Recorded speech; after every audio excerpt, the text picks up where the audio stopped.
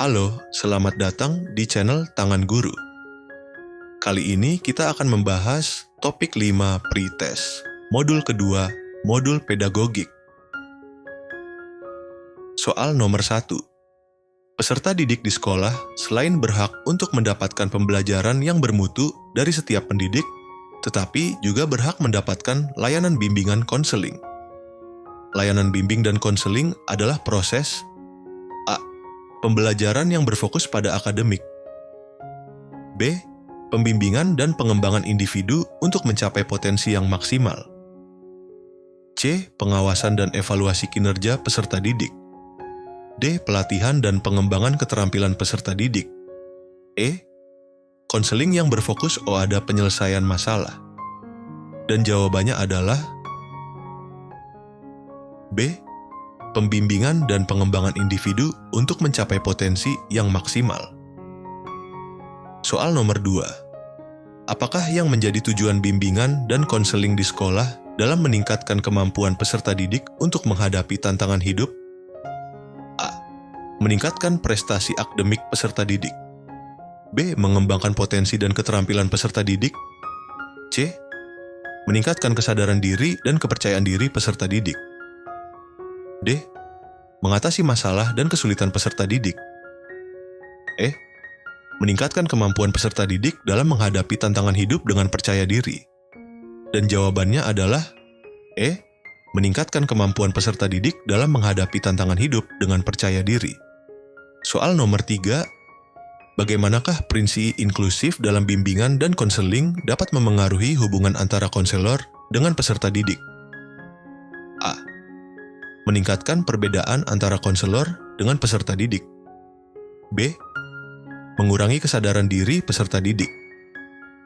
C. Meningkatkan kesadaran diri dan kepercayaan diri peserta didik.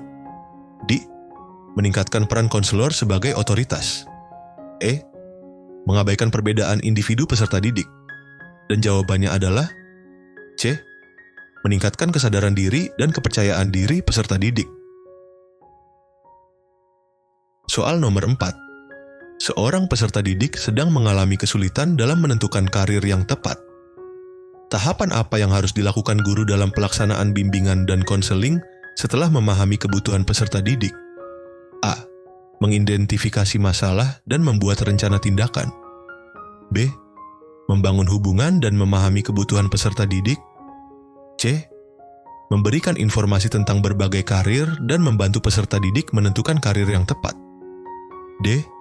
Mengirimkan peserta didik ke guru kelas untuk mendapatkan bantuan tambahan. E. Meminta peserta didik untuk menanyakan kepada orang tua. Dan jawabannya adalah C.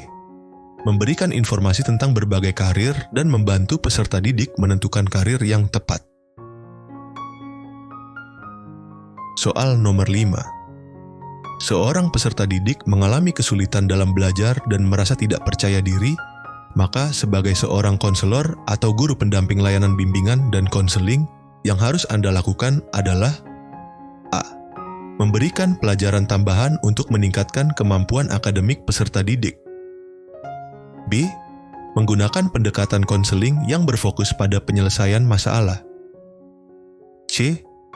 Menggunakan pendekatan konseling yang berfokus pada pengembangan potensi dan keterampilan peserta didik.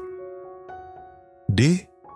Meminta peserta didik tersebut untuk belajar bersama teman yang memiliki prestasi belajar yang baik. E. Menambahkan tugas untuk diselesaikan di rumah dan didampingi oleh orang tua. Dan jawabannya adalah C.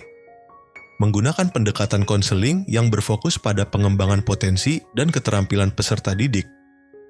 Bagaimana Bapak Ibu Guru, apakah sudah berlatih dari soal-soal pretest tadi? Jika sudah, selamat mengerjakan soal-soal pretest. Sampai jumpa pada pertemuan berikutnya.